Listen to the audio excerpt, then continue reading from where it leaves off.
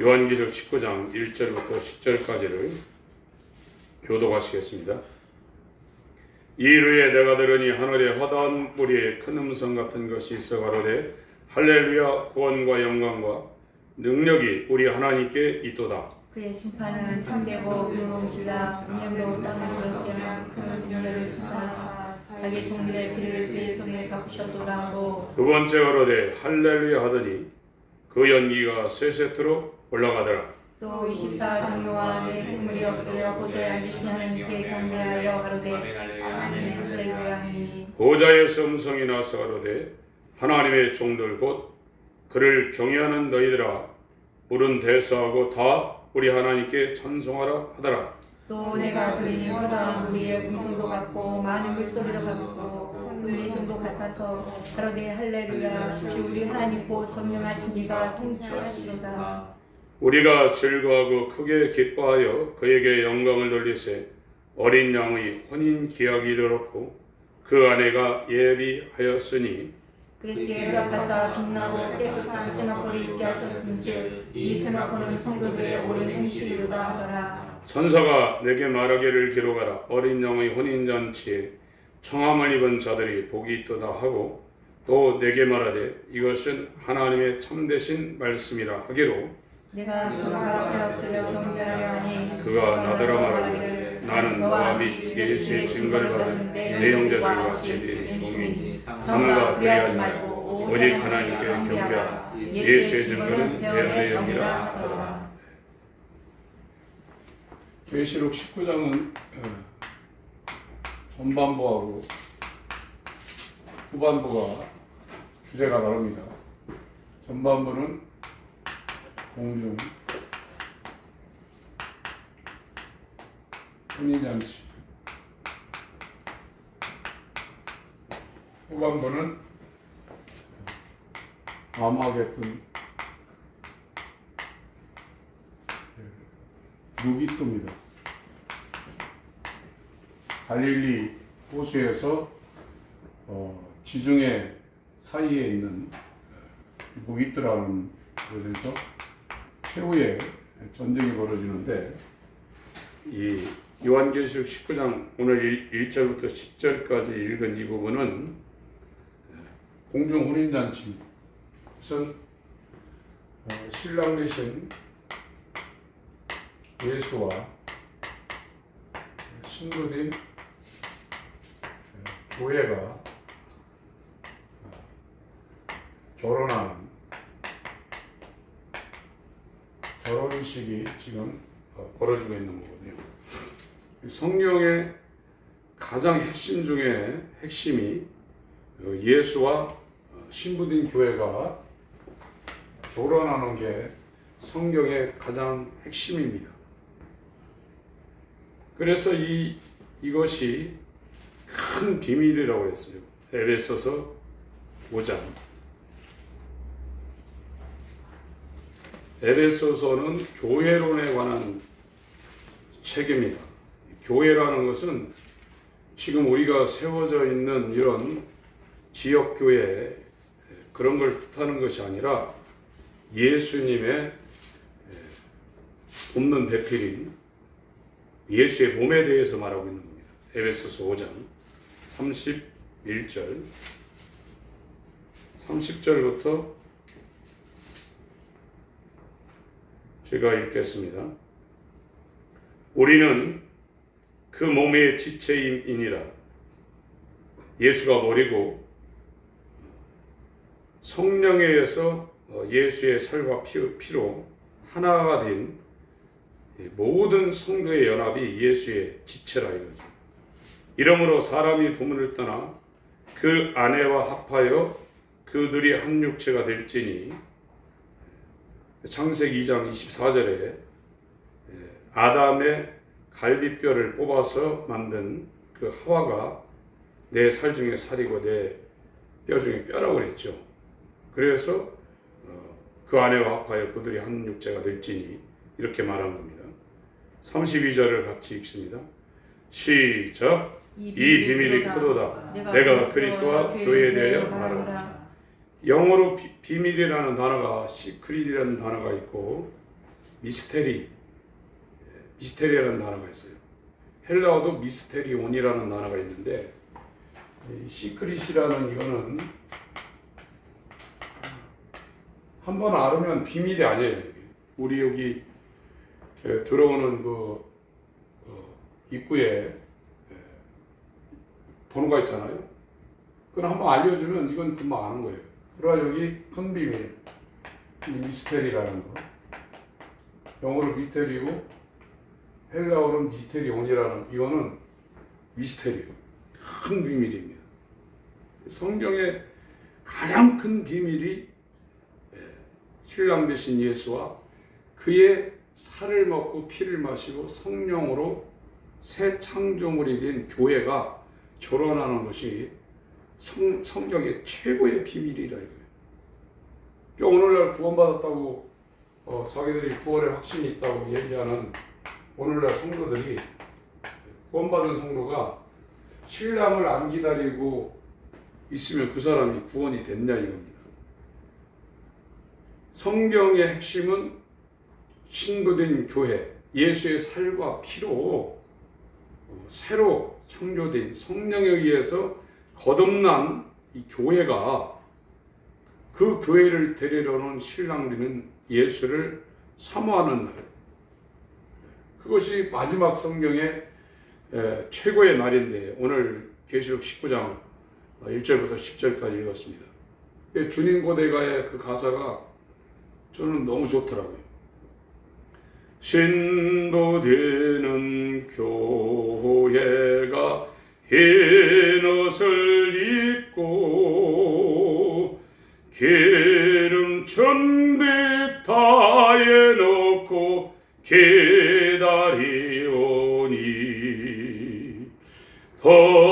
도적같이 오심하고 하신 예수님, 오 주여 언제나 오시렵니까? 이 사람이 예수 믿는 사람이죠. 이거 없는 사람은 자기가 예수를 믿는 거예요. 성경에서 말하는 믿음이라는 건 인간 속에서 나오는 그런 신념이나 지적인 어떤 동의를 갖고 믿는 것을 믿음이라고 하지 않았습니다. 성경에서 말하는 믿음은 예수님의 믿음을 믿음이라고 말하고 있는 겁니다. 그래서 이에 예수님 구원받는 것도 지금 우리의 믿음, 인간의 믿음으로 구원받는 게 아니에요. 성경은 예수 그리스도의 믿음으로 이게 구원된다는 거예요. 그러니까 인간들이 아무리 철저하게 율법적으로 율법을 다 지켜도 우리의 믿음은 절대 아담이 범죄한 죄를 해결할 수가 없습니다. 근데 우리가 어떻게 구원받냐? 예수님의 믿음, 예수님이 그걸 해결해 놨기 때문에 예수님의 믿음을 내가 소유할 때 우편 강도도 구원받는 것이고, 오늘날의 그 지존파 같은 사람들도 그 믿음을 소유했으면 그 사람은 구원받는 거예요. 그런데 그 믿음을 우리가 소유했다고 그러면 신부의 자리로 가게 되어 있습니다. 그 믿음이 없기 때문에 우리가 이 땅을 살면서 돈을 의지하는 겁니다. 오늘 415장 첫 번째 찬송을 했는데, 오늘 또 혼자 있으면서 그런 생각을 했어요. 과연 누가 나를 지켜줄 것인가? 사람이 지켜줄 것인가? 돈이 지켜줄 것인가? 이 땅을 사는 날도, 또 내 영혼이 육체를 떠나는 그날, 과연 누가 나를 지켜줄 것인가? 우리 주님이 십자가에서 아버지여 내 영혼을 아버지께 부탁하나이다 하는 것처럼, 과연 우리가 이 땅을 살면서 그런 믿음을 수여하며 살고 있는가 하는 것을 오늘 한번 돌아봤습니다. 믿음이 없으면 구원 못 받습니다. 이 믿음은 우리의 믿음이 아니라 예수의 믿음입니다. 그래서 히브리서 12장은 예수를 개혁한 글은 믿음의 주라고 했는데, 온전케 하시는 자라고 했는데, 원래 성경은 믿음의 시작이고 믿음의 종결자라는 표현입니다. 저와 여러분의 구원은 예수 그리스도의 믿음을 내가 가졌을 때 가능한 겁니다. 그걸로 구원받는 겁니다. 갈라디아 2장 16절을 보겠습니다.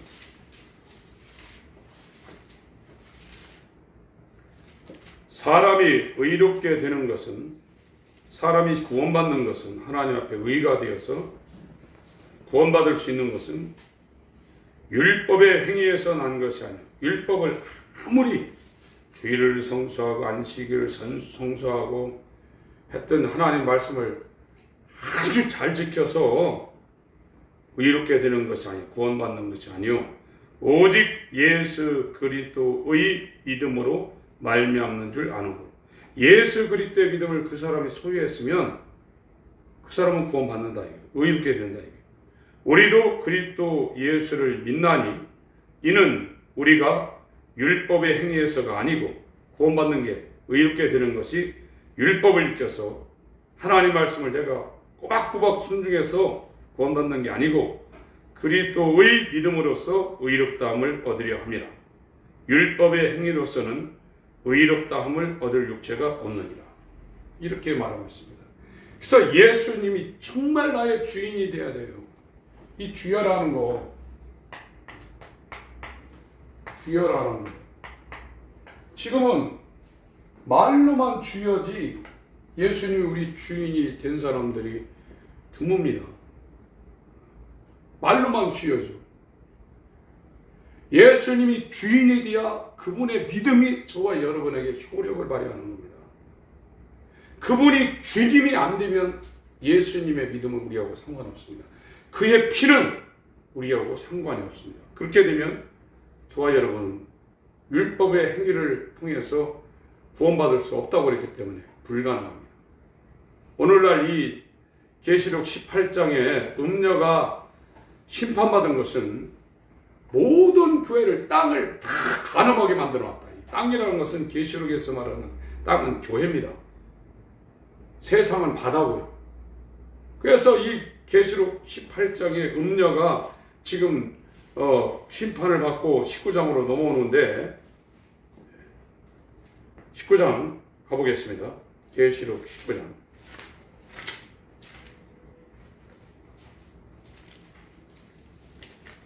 (2절부터) 읽겠습니다.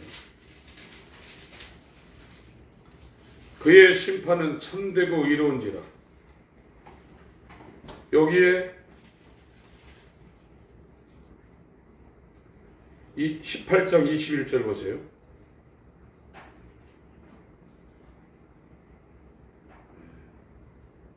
(20절) 21절 읽겠습니다. 18장 20절 21절 시작. 하늘과 성도들과 사도들과 선지자들아, 그를 인하여 즐거워하라. 하나님이 너희를 신원하시는 심판을 그에게 하셨음이라 하더라. 이에 한 힘센 천사가 큰 맷돌 같은 돌을 들어 바다에 던져 가로되 큰 성 바벨론이 이같이 몹시 떨어져 결코 다시 보이지 아니하리라. 여기 18장 21절 이 바다가 그 바다입니다.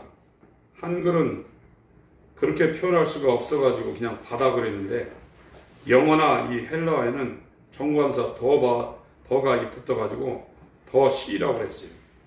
이 그 바다라는 바다가 어느 바다냐? 요한계시록 15장 바다입니다. 15장 2절 1절 2절 읽겠습니다. 시작. 또 하늘에 크고 이상한 다른 이적을 보매 일곱 천사가 일곱 재앙을 가졌으니 곧 마지막 재앙이다. 하나님의 진노가 이것으로 마치리로다. 또 내가 보니 불이 섞인 유리바다 같은 것이 있고 짐승과 그의 우상과 그의 이름의 수를 이기고 벗어난 자들이 유리바다 가에 서서 하나님의 검은 글을 가지고, 그러니까 불 섞인 유리바다가 있다. 여기에 이제 빠지는 거예요. 빠지는데 이 큰 음녀가 이 바다에 큰 성 바벨론이 큰 맷돌 돌을 들어 바다에 던져 가로되 큰 맷돌 같은 것에 묶여가지고 이 바다에 던져서 다시는 보이지 아니한다고 그랬어요. 그 바다입니다. 19장 2절로 갑니다. 그의 심판은 참되고 의로운지라 음행으로 땅을 더럽게 한 큰 음녀를 심판하사. 이 음행이라는 것이 음행 간음이라고 그러죠. 성경에 나와 있는 이런 이것은 예수님도 마태복음 19장 같은데 이것이 이혼 사유가 된다고 했어요. 그래서 이것이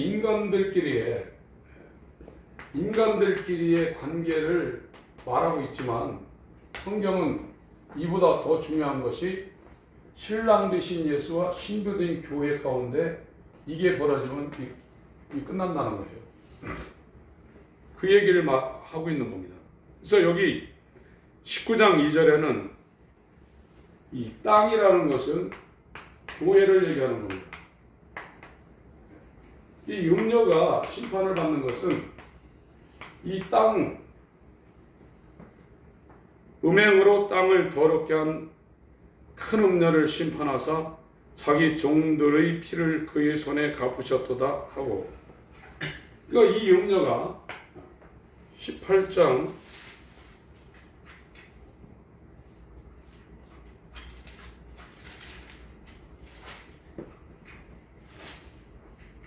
18장 보세요.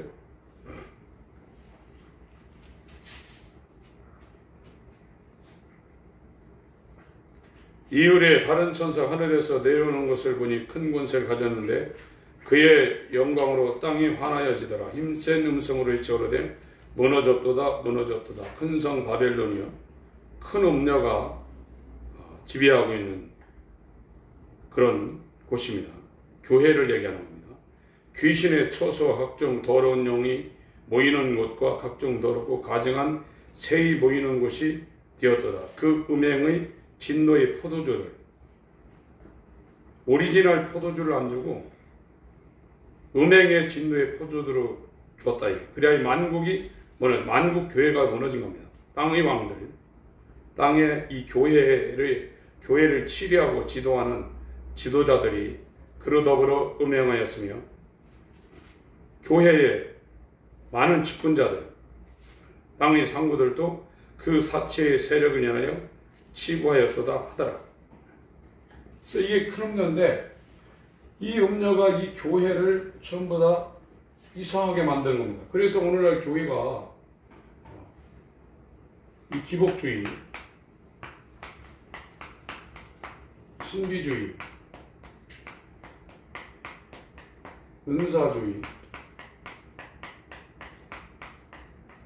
이 번영신앙 이런 걸로 이게 전부 다 사람과 세상을 추구하게 만드는 거거든요. 이 신랑 대신 예수를 사모하는 게 아니라 전부 다 이렇게 교회가 이상해져 버렸다 이거예요, 지금. 그래서 진짜 교회는, 진짜 하나님이 세우신 교회는 그 교회를 다니게 하면서 신랑 되신 예수가 오시는 날을 사모하는 그 소망을 주게 되어 있어요. 그렇게 하지 않는 교회는 이 음녀에 의해서 전부 다 이 진노의 포도주를 마시고 있는 겁니다. 그리고 돈이 없으면 돈이 떨어지고 세상 일이 안 되면 걱정하게 되어 있어요. 그러나 신랑 되신 예수를 사모해서 그 예수가 진짜 주인이 된다 그러면 그런 거 걱정 없습니다. 진짜 주인을 믿게 되어 있습니다. 근데 오늘날 교회가 이렇게 됐다. 그래서 이 심판은 참되고 의롭다 이겁니다. 음행으로 교회를 더럽게 한 큰 음녀를 심판하사 자기 종들의 피를 그의 손에 갚으셨도다. 이렇게 말하고 있습니다. 1절을 읽겠습니다. 19장 1절.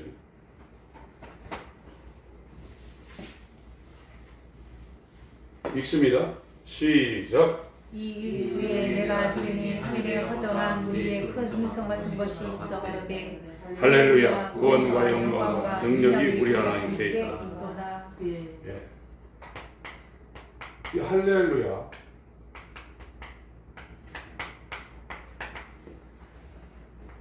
요거 이게 합성합니다. 이 할렐루야가 교회에 많이 등장하는데 신약 성경의 처음 19장에서 할렐루야가 등장합니다. 구약 성경도 시편에만 한 23번 나오고 다른 데 안 나옵니다. 이 할렐이 뭐냐면 할랄. 이슬람의 할랄 그게 아니라 이거는 자랑하다, 자랑하다, 뽐내다 이런 표현입니다. 루라는 것은 너희라는 거예요. 우가 너희인데 루라 해서 이건 너희. 야는 야훼거든요. 여호와. 너희는 하나님을 자랑하라, 뽐내라, 찬송하라. 그런 뜻이 할렐루야예요. 근데 이 할렐루야라는 단어가 마태복음에도 안 나오고 사복음서에도 안 나오고 서신서에도 안 나오고 여기에 지금 나오고 있는 거예요. 4번 나옵니다. 여기에. 하나님을 자랑하고 뽐내고 찬송하라 너희들은, 그런 뜻이에요. 그것이 하나님의 일이 지금 완성이 창세기부터 시작된 하나님의 일이 이 19장에 와서 완성되고 있기 때문에 이 할렐루야라는 단어가 나오는 것이고, 저와 여러분들이 진짜 구원받아가지고 하나님 앞에 올라가게 되면 이 소리를 하게 될 겁니다. 그 주인공이 되셔야 됩니다. 에베소서 1장입니다. 이 하나님의 창세기 1장부터 시작된 이 하나님의 목표가 계시록 19장에서 지금 완성이 되고 있는 상황이기 때문에 너희들은 하나님을 찬양하라, 자랑하라, 뽐내라, 이렇게 지금 이 할렐루야 단어가 나오는 겁니다. 에베소서 1장 3절부터 6절까지 읽겠습니다. 시작. 찬송하리로다 하나님 곧 우리 주 예수 그리스도 아버지께서 그리스도 안에서 하늘에 속한 모든 신령한 복을 우리에게 복 주시니 곧 창세전에 그리스도 안에서 우리를 택하사 우리로 사랑 안에서 그 앞에 거룩하고 의미 없게 하시려고 그 기쁘신 뜻대로 우리를 예정하사 예수 그리스도로 말미암아 자기의 아들들이 되게 하셨으니 이는 그의 사랑하시는 자 안에서 우리에게 거저 주시는 바 그의 은혜의 영광을 찬미하게 하려는 것이라. 하나님의 아들이 되어서, 이거는 신부된 교회를 다른 표현을 하면 하나님의 아들이라 이렇게 표현할 수 있거든요. 그래서 예수 안에서 이거를 찬양하기 위해서 이 창세기 에베소서 1장에 그리스도 안에서 우리를 택하사 이렇게 했다는 거예요. 이 말씀이 이루어지는 현장이 지금 요한계시록 19장입니다. 그러니까 이곳에 가서 이 신부된 교회가 얼마나 하나님을 찬양하겠어요.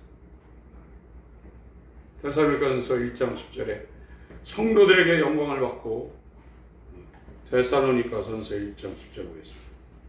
데살로니가전서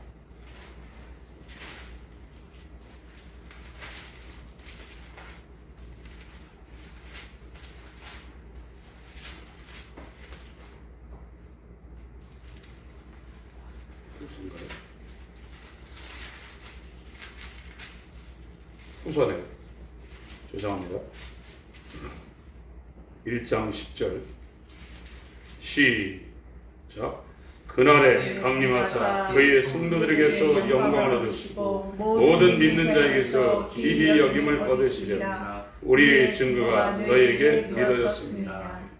성도들에게 할렐루야 이 영광을 받으시고, 믿는 자들에게는, 원래 이 표현이 믿었던 자들에게는 기히 여김을 얻는다는 표현입니다.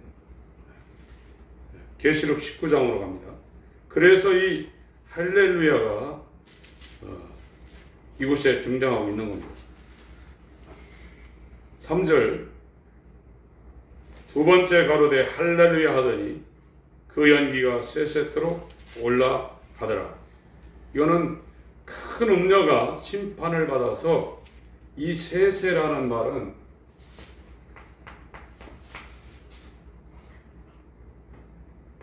영원 무궁이라는 거예요. 이게.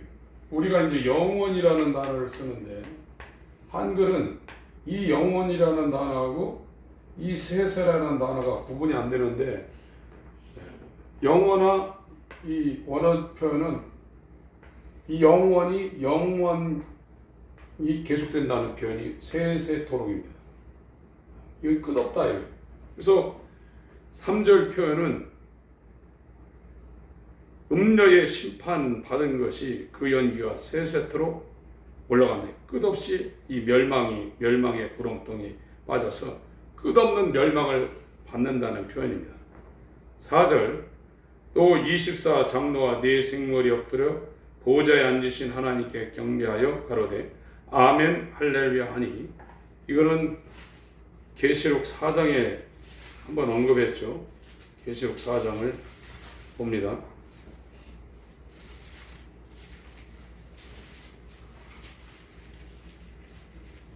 계시록 4장은 셋째 하늘을 보좌에 사도 요한의 영이 시공간을 옮겨서 그것을 본 겁니다. 이거는 신약 성경에 사도 바울과 사도 요한만이 셋째 하늘을 갔다 온 그런 상황입니다. 고린도전서 12장에 사도 바울도 셋째 하늘에 이끌려갔다는 얘기를 하고 있죠. 거기 가봤더니 4절에 보좌에 들려 24 보좌들이 있고 그 보좌들 위에 24 장로. 이것은 전통적으로 구약 이스라엘 12지파 대표하고 신약 12사도 그걸 24 장로, 신약교회, 구약교회 땅에 있는 성도들의 대표가 24 장로다 이렇게 해석을 하고 있습니다. 그리고 6절에 보좌 앞에 수정과 같은 유리바다가 있고 보좌 가운데 보좌 주위에 네 생물인데 앞뒤에 눈이 가득하더라. 네 생물이 있죠. 첫째 생물은 사자, 둘째 생물은 송아지, 셋째 생물은 사람, 넷째 생물은 독수리. 그래서 마태, 마가, 누가, 요한복음, 사자복음, 송아지복음, 인자복음, 독수리복음 이렇게 해석을 하기도 합니다.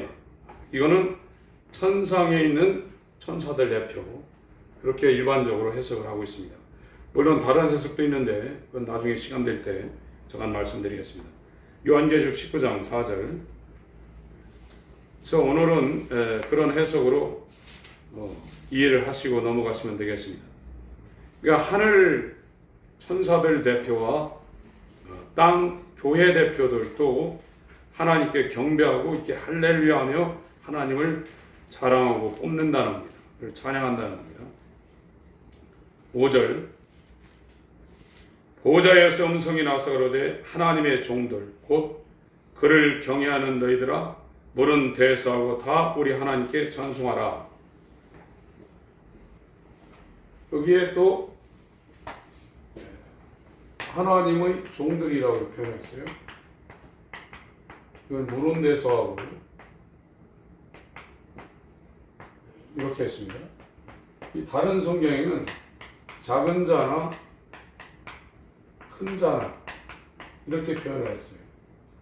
그래서 이 하나님의 종이라는 건 오늘날 개념 목회자 그런 것이 아니라 작은 자나 큰 자나 하나님을 경외.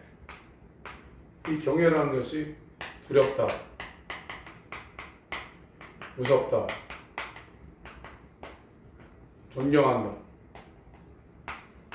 그런 뜻을 갖고 있어요. 그러니까 하나님을 무서워하는 작은 자나 큰 자들이 하나님의 종들이라 이거예요. 하나님을 무서워하지 않는 사람들은 하나님의 종이 아니라 이겁니다. 그러니까 사람들의 눈은 의식을 하는데 하나님의 눈은 의식을 안 하거든요. 이런 사람들은 하나님을 경외하는 자들이 아니고 하나님의 종들이 아니라 이겁니다. 이 사람들만 하나님을 찬송할 수 있는 권한이 있다는 얘기를 5절에 말하고 있습니다. 6절 읽습니다. 시작. 또 내가 들으니 바다는 물이 음성도 같고 많은 물소리도 같고 큰 뇌성도 같아서 그러되 할렐루야 주 우리 하나님 곧 전능하신 이가 통치하시도다. 그러니까 6절에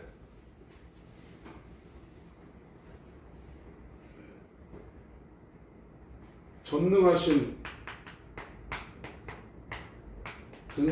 이가 통치하시도다 이렇게 표현했어요. 원래 표현은 하셨도다. 지금까지 통치를 하셨도다고 해요. 그 결과가 통치하신 지금까지 하나님이 일하신 그 결과물이 7절, 8절에 나와 있습니다. 하나님께서 모든 일을 지금 해오셨다는 겁니다. 창세기부터 지금 요한계시록 19장까지 하나님의 통치를 통해서 7절, 8절의 일이 이루어졌다는 거예요. 7절, 8절을 같이 읽겠습니다.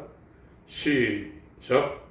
우리가 즐거워하고 크게 기뻐하여 그에게 영광을 돌리시 어린 양이 혼인 기약이 이르렀고 그 아내가 예비하였으니 그에게 허락하사 빛나고 깨끗한 세마포를 입게 하셨은지 이 세마포는 성도들의 옳은 행실이로다. 신부되는 교회가 흰 옷을 입고 이 신부된 교회. 이 사람들이 신앙생활하는데 이 신앙생활이 뭐냐? 결혼식 준비라요. 이 결혼식 준비하려면 신호, 예고, 세마포 이게 있어야 돼. 이건 그리스도로 옷 입음 이게 있어야 되고 두 번째는 기름 준비예요. 이건 성령이고 여기 신부된 교회는 여럿이 있는 것이 아니라 이게 연합해서 하나가 되는 거예요. 그러니까 신랑도 예수 하나요, 신부도 교회 하나요. 이거는 예수의 몸입니다. 연합이 되는 거예요. 그래서 개인 성전은 없어요. 우리가 지금 잘못 알고 있는 성경 해석은 너희가 하나님의 성전인 것과 하나님의 성령이 너희 안에 거하시는 걸 알지 못하느냐, 이거를 내 안에 하나님의 성령이 거한다 이렇게 해석을 하고 있어요. 그거는 너희는 복수입니다. 그리고 뒤에 성전은 단수입니다. 이 성막도 여러 개가 있는 게 아니라 하나였어요. 성전도 이스라엘에 여러 개가 있는 게 하나입니다. 그리고 이게 예수 성전으로 이게 요한복음 1장, 2장을 거쳐서 내가 성전이라고 했어요. 우리가 성전이 되려면 이 예수와 연합된 몸이 되어야 돼요. 성전이 여러 개가 있는 게 아닙니다. 그래서 이 세상이 완전히 끝나고 새 예루살렘 성에 내려오는데 막 10개, 100개 이렇게 내려오는 게 아니에요. 딱 하나 내려오는 거예요. 그게 예수의 믿음을 가진 성도들의 연합체예요. 그 안에 그걸 성전으로 하나님이 여기시고 그 안에 하나님과 어린 양이 보좌 삼고 거기에 들어가 있다는 것을 계시록 21장 새 예루살렘 성에서 말하고 있는 겁니다. 계시록 21장을 보겠습니다. 성전은 여러 개가 아닙니다. 저와 여러분이 단독 성전이 될 수 없어요. 제일 오해하고 있는 성경이 고린도전서 3장 16절하고 6장 19절 이하에 내가 단독 성전, 내가 하나님을 혼자 모실 수 있다 이렇게 말한 것이 음녀가 성경을 오역해 놓은 큰 폐단입니다. 서로가 하나가 돼야 돼요. 서로가 하나 되는 방법은 성령에 잠기는 것 이외에는 없습니다. 그래서 성령이 중요한 겁니다. 요한계시록 21장 1절 2절 읽습니다. 시작. 또 내가 새 하늘과 새 땅을 보니 처음 하늘과 처음 땅이 없어졌고 바다도 다시 있지 않더라. 또 내가 보니 거룩한 성 새 예루살렘이 하나님께로부터 하늘에서 내려오니 그 예비한 것이 신부가 남편을 위하여 단장한 것. 요거라 이거예요. 오늘날 믿음을 가진 사람들은 신부 단장을 하는데 그게 뭐냐? 거룩한 성 새 예루살렘을 이루는 거예요. 성도의 연합, 성도가 연합되어서 한 몸 되어서 새 예루살렘을 이루는 것이 오늘날 신앙생활인데 다 개인주의가 되어있어요. 무서운 시간이 올 겁니다. 그것을 안 하는 신앙생활은 성경에서 말하는 정통 신앙생활이 아닙니다. 서로를 사랑하고 서로 사랑한다는 건 그건 요한복음 21장에 시몬 베드로한테 물어봤거든요. 아카파오로 물어봤어요. 아카페 사랑은 세상에 존재하지 않는 거예요. 세상에 존재하는 사랑은 에로스, 스트로게, 친족 간의 사랑, 또 필레오, 친구 간의 사랑, 이것만 있는 거예요. 진짜 신앙을 가진 사람은 아카페 사랑이 오게 되어 있습니다. 이게 성령의 열매가 아카페 사랑이에요. 그 사랑의 맛이 8가지로 나타난다는 겁니다. 희락과 이렇게요. 오래참, 자비양성, 충성. 그게 사랑의 맛을 내는 오늘날 이야기는 성령의 9가지 열매라고 이렇게 이야기가 되고 있는데 진짜는 사랑입니다. 믿음, 소망, 사랑 이 3가지는 항상 있을 것인데 그 중에 제일은 사랑이라 말한 것이 하나님의 사랑 아카페입니다. 그 안에 다 들어있다는 거예요. 그 사랑이 있는 사람은 그와 연합하는 예수의 몸이 되려는 사람하고 자꾸 하나가 되는 그런 성도 간의 교제라든지 성도 간의 연합을 이루려는 그런 삶을 산다는 거예요. 그게 신앙이라 이거예요. 그게 완전체가 되어서 내려오는 게 이게 새 예루살렘입니다. 그래서 세마포도 원론적이라면 딱 하나입니다. 그건 우리가 하는 게 아니라 하나님이 주는 거예요. 이거를 이제 신부를 지금 새 예루살렘을 표현해 놨고요. 9절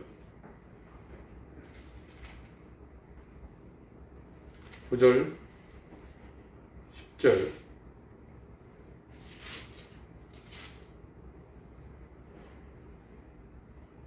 9절 10절 있습니다. 시작. 천사가 내게 말하기를 21장 9절 10절 21장입니다. 시작. 7 대접을 가지고 마지막 7 재앙을 담은 7 천사 중 하나가 나와서 내게 말하여 이리 오라. 내가 신부고 어린 양의 안을 내게 보이리라 하고 성령으로 나를 데리고 그 높은 산으로 올라가 하나님께로부터 하늘에 내려오는 거룩한 성 새 예루살렘. 그러니까 신부가 어린 양의 안에 신부가 새 하늘에서 내려오는 거룩한 성 새 예루살렘이라. 그래서 바벨론 포로가 되었던 사람들이 돌아와서 한 일이 무너진 솔로몬의 성전을 건축하는 것이 남은 자들이 구약 때 했어요. 신약 때 바벨론 교회 포로가 되어서 신비주의, 기복주의, 이 번영주의, 은사주의 여기에 포로가 되어서 이런 것이 신앙생활이구나. 그래서 포로가 돼 미혹됐던 사람들이 하나님에 의해서 정말 하나님께로 돌아가는 이 회개를 하면서 이루는 게 새 예루살렘 성을 건축하는 거예요. 그건 안 보이는 성입니다. 구약 성도들은 보이는 무너진 예루살렘 성을 솔로몬의 성전을 건축했지만 진짜 이제 남은 자들 하나님이 마귀의 이 음녀 교회에서 마귀의 장악당해서 이게 신앙생활인가 보다 이렇게 생각하고 있던 사람들이 정신 바짝 차리기 위해서 이게 아니구나.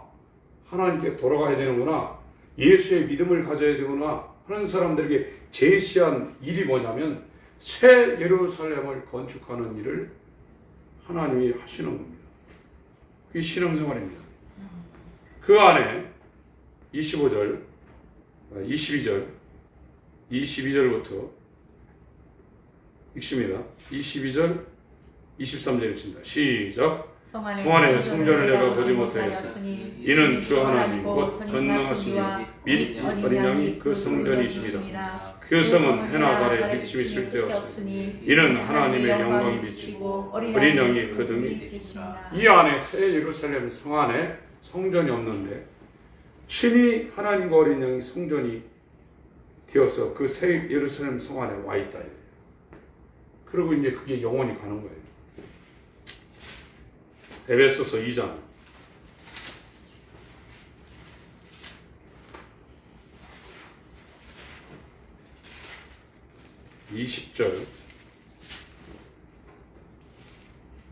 20절부터 22절까지 읽습니다. 시작. 너희는 사도들과 선자의 표에 세우심을 입은 그리스도 예수께서 친히 모퉁이돌이 되셨느니라. 그의 안에서 건물마다 서로 연결하여 주 안에서 성전이 되어 너희도 성령 안에서 하나님이 거하실 처소가 되기 위하여 예수 안에서 함께 지어져. 이게 새 피조물이에요. 고린도후서 5장 17절에 말한 새 창조물입니다. 모퉁이돌 예수와 똑같은 뼈대와 속성을 가져서 그와 연합되어져 있는 새 예루살렘 성을 말하고 있는 겁니다. 요한계시록 19장 가겠습니다.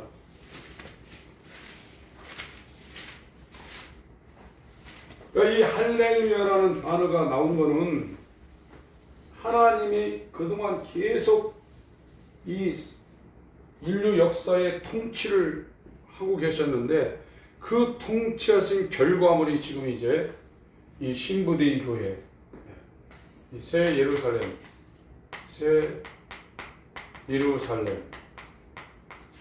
성, 성도들의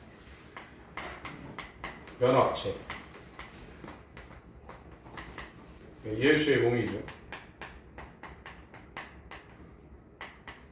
이게 이제 세마포를 입고 한 벌에 세마포를 입고 내려온다 이거예요.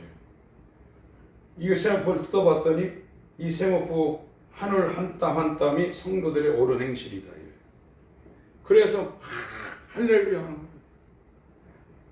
하나님을 절하라, 하나님을 뽐내라, 하나님을 찬송하라. 이것이 이 순간에 이루어진다 이거. 예수님의 소원이 이겁니다. 교회의 정중앙에 서서 하나님을 찬양하고 싶은 것이 예수님의 소원이라고요. 히브리서 2장 12절에도 그렇게 얘기했고요. 이 계시록 1장 13절에도 그렇게 말씀을 하고 있습니다. 그래서 저와 여러분들이 정말로 이 할렐루야 찬송을 이 성도들의 연합체가 된 이 교회가 되어서 그 정중앙에 신랑 되신 예수와 함께 할렐루야, 이 핸델의 할렐루야 그 찬양보다도 더 영광스러운 찬양을 하는 주인공이라면 얼마나 대단하겠냐 이거예요. 그날이 우리 신앙의 마지막 표대입니다. 바울은 그걸 지금 바라보고 빌립보 3장에 이야기한 거예요. 그게 없는 것은 예수님이 주님이 된 상태가 아니에요. 자기가 믿고 있는 거예요.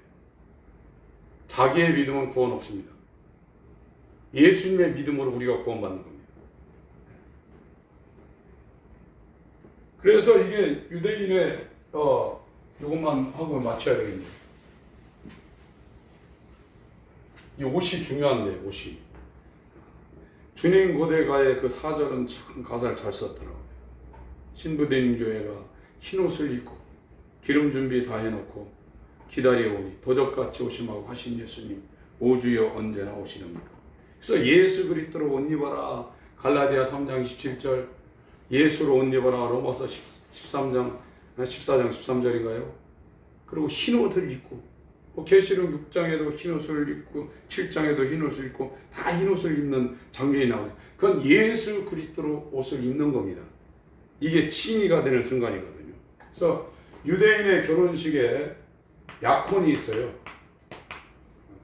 이건 약혼은 신부 집에서 하는 거예요. 신부 집에서 신랑이 이 지참금을 가지고 신부 집에서 약혼을 해요. 신랑 되신 예수가 세상에 와서 이 십자가에 이 지참금을 지불했죠.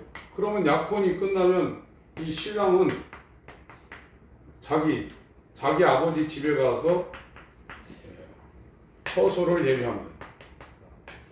요한복음 14장에 나왔죠. 요한복음 14장을 읽어보겠습니다. 요한복음 14장 1절부터 6절까지 읽겠습니다. 시작. 너희는 마음에 근심하지 말라. 하나님을 믿으니 또 나를 믿으라. 내 아버지 집에 거할 것이 많도다. 그렇지 않으면 너희에게 이르렀으리라. 내가 너희를 위하여 처소를 예비하러 가노니 가서 너희를 위하여 처소를 예비하면 다시 와서 너희를 내게로 영접하여 나 있는 곳에 너희도 있게 하리라. 내가 가는 곳에 그 길을 너희가 알리라. 도마가 가로되 주여 어디로 가시는지 우리가 알지 못하거늘 그 길을 어찌 알겠사오나이까. 예수께서 알아서되 내가 곧 길이요 진리요 생명이니 나로 말미암지 않고는 아버지께로 올 자가 없느니라. 그래서 신랑은 지금 하나님 아버지 집에 가서 처소를 예배하고 있고, 그럼 신부는 뭐냐? 신부는 결혼 준비하는 겁니다. 지금 결혼식 준비. 결혼식 준비가 신랑이 궁중으로 재림할 때 아까 얘기한 것처럼 흰 옷을 입어야 되고 기름을 준비해야 된다. 성경에 예복, 마태복음 22장에 예복 입지 않은 자가 쫓겨났고요. 기름 없는 자가 마태복음 25장에 쫓겨났어요. 이 두 개가 결혼식 준비하는 거예요. 그러면 신랑이 데리러 옵니다. 신부 집으로. 신부 집에 있는 신부를 데리러 온다. 이것이 마태복음 9장에 저 표현도 나왔죠. 마태복음 9장을 한번 보세요.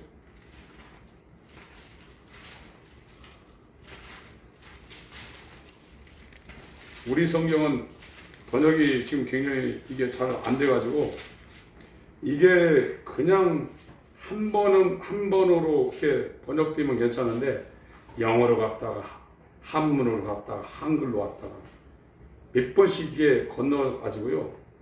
이 성경이 의미가 상당히 많이 상실이 된 부분들이 많습니다. 그래서 이 원래 목회자들이 하는 일들은 찢어진 그물을 기워주는 일을 하는 게 목회자들이 하는 일입니다. 카타르티조라는 단어가 있는데 이 마태복음 9장도 그런 일입니다. 14절, 15절. 그때에 요한의 제자들이 예수께 나와 그러되 우리와 바리새인들은 금식하는데 어찌하여 당신의 제자들은 금식하지 아니하나이까. 15절. 예수께서 저에게 이르시되, 여기는 혼인집 손님이라고 했어요. 이거는 제대로 번역이 되려면 신부 대기실입니다. 결혼식 때 영어 성경이 있으신 분들은 오늘 가서 한번 보세요. 이게 브릿지 룸인가 그렇게, 제가 영어를 잘 못하는데 그렇게 되어 있습니다. 혼인집 손님이 아니라 신부 대기실이라는 뜻이에요. 신부 대기실에 이 아들들이 영어 성경 칠드런이라고 해놨더라고요. 신부 대기실에 있는 사람들이 신랑과 함께 있을 동안에 슬퍼할 수 있느냐? 그러나 신랑을 빼앗길 날이 이르리니 그때는 금식할 것이냐? 그렇게 된 겁니다. 그래서 이 유대인의 결혼식도 약혼은 신부 집에서 하고 약혼이 끝나면 신랑은 아버지 집에 들어가서 처소를 준비를 하는 일을 하고 신부는 신랑이 데리러 오는 그날을 바라보면서 결혼식 준비를 하는데 성경 표현은 흰옷과 이 기름 준비하는 겁니다. 그러면 신랑이 신부집에 있는 신부를 데리러 와서 이제 완전히 결혼해서 이제 끝나는 거거든요. 여기에 계시록 19장에 9절을 읽습니다.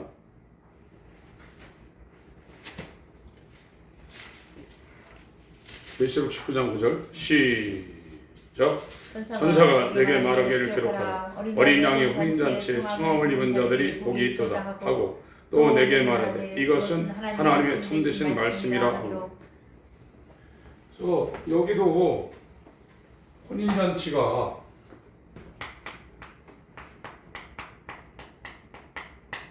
이게 하나님 아버지가 이루려는 창조 역사 가운데 굉장히 큰 이 주제란 말이에요. 이 혼인잔치가 성경에 마태복음 22장의 혼인잔치는 점심입니다. 점심부터 혼인잔치가 돼가지고 여기 계시록 19장에 이 혼인잔치는 저녁입니다. 이걸 한글에서 빼먹은 거예요. 요거는 점심에 들어오는 이 혼인잔치에 들어온 사람들은 청함받은 사람들이고 헬라어로 아리스톤이라는 단어를 썼습니다. 영어로는 런치죠. 런치. 여기 계시록 19장 이 혼인잔치는 데이프논이라는 이 단어를 썼는데 이거는 저녁입니다. 디너. 이거는 테캄입니다. 그래서 마태복음 22장에 그 표현을 하고 있는 거예요. 영어 성경을 갖고 계신 분들은 원어를 확인 안 해도 저렇게 표현을 킹제임스 버전 같은 데는 제대로 해놨을 겁니다. 마태복음 22장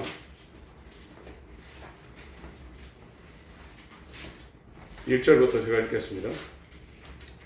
예수께서 다시 비유로 대답하여 가라사대 천국은 마치 자기 아들을 위하여 혼인잔치를 베푼 어떤 임금과 같으니 그 종들을 보내어 여기 그 종들을 보내어 그 청한 사람들을 혼인잔치에 오라 하였더니 오기를 싫어하거늘 다시 다른 종들을 보내어 가로되 청한 사람들에게 이르기를 내가 오찬. 이게 점심이거든요.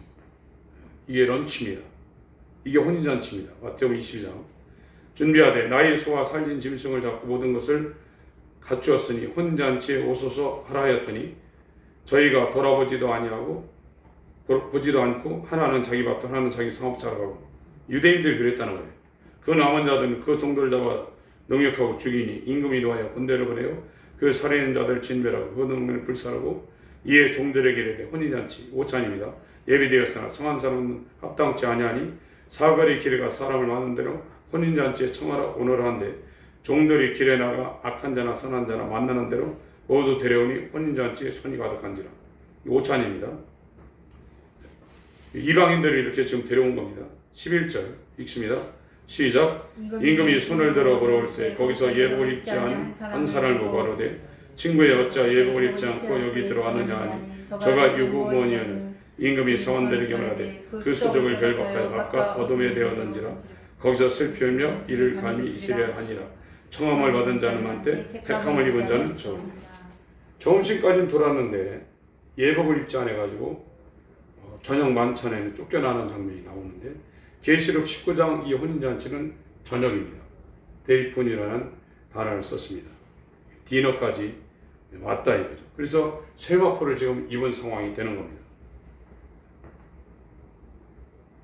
10절 읽고 마치겠습니다. 계시록 19장 10절 시작. 내가 그 발 앞에 엎드려 경배하려 하니 그가 나더러 말하기를 나는 너와 및 예수의 증거를 받은 네 형제들과 제된 종이니 삼가 그리하지 말고 오직 하나님께 경배하라. 예수의 증거는 대언의 영이라. 이걸 해설하고 있기 때문에 좀 공부하는 그런 느낌도 많이 있습니다. 일단은 이 여기에서 말하고 있는 이 내용이 뭔가를 1차적으로 우리가 알아봐야 되기 때문에 그렇게 이해를 하시길 바랍니다. 중요한 거는 믿음이 있다 그러면 결혼식을 준비하게 돼 있어요. 그게 예수 그리스도가 구원시킨 신부입니다. 그것이 없는 사람은 교회 생활을 잘못하고 있는 겁니다. 예수님의 피와 살을 먹고 성령에 잠겨 있다 그러면 그 사람은 예수님을 의지하고 그를 만나는 날을 기다리면서 흰 옷을 준비하고 기름 준비하는 이 일을 신부로 하게 되어 있습니다. 그게 지금 현대교회에서 다 빠졌다. 빨개 벗고 다니죠. 기름 없죠. 성령 받았다고 방언한다고 받았다고 그러는데 성령 받은 사람은 연합을 나온다니까요. 자기 몸끼리. 그거 없는 사람은 감동은 있을 수 있을지 몰라도 성령에 잠긴 건 아닙니다. 성령에 잠겨야 하나가 되죠. 어떻게 부모 자식 간에도 하나가 안 되는데 이 수많은 사람들이 한 몸이 되겠어요. 그거는 에베소 4장 3절에 성령으로 하나만 된다고 했어요. 성령으로만 하나 된다고 그랬지 다르게 하나 된다고 한 적이 없습니다. 흰옷 세마포 준비와 기름 준비, 이것도 내가 하는 게 아니라 하나님이 부여하시는 겁니다. 주여, 흰옷 성령에 잠기고 세마포 입을 수 있는 회개한 자 되게 하여 주옵소서. 기도하겠습니다.